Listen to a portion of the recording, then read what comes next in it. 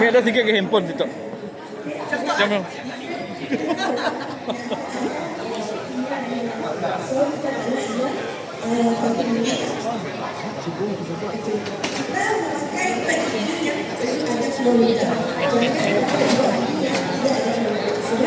Florida ini yang bantu untuk kuatkan gigi anda.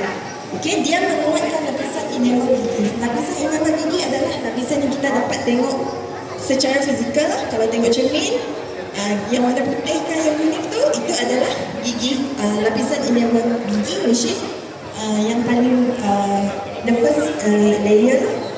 Okey, and then dia adalah untuk mencegah gigi berlubang. Kemudian juga untuk menjadikan gigi lebih tahan kepada asid.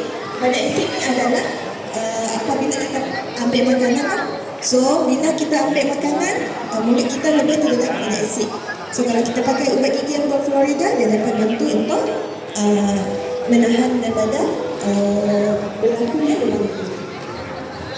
Okay, and then dia adalah untuk ketupahan gigi yang kuat.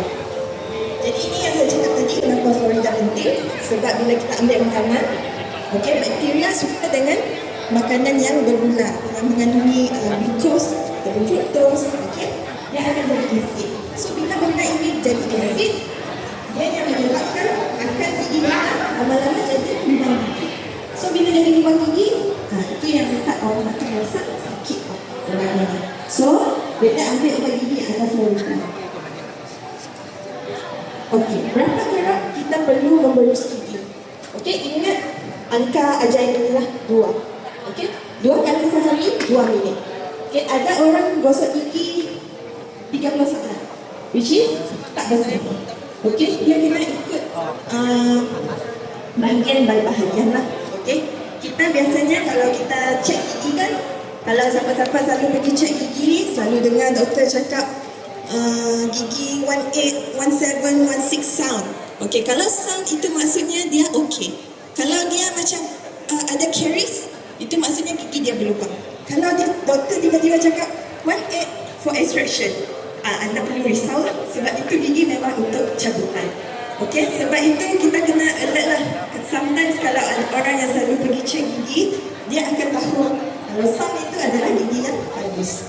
Okey, jadi berapa kali? Mesti ingat 2 minit, 2 kali sehari. Paling penting adalah sebelum tidur. Okey, sebelum tidur mesti gosok gigi. Kemudian lepas gosok gigi,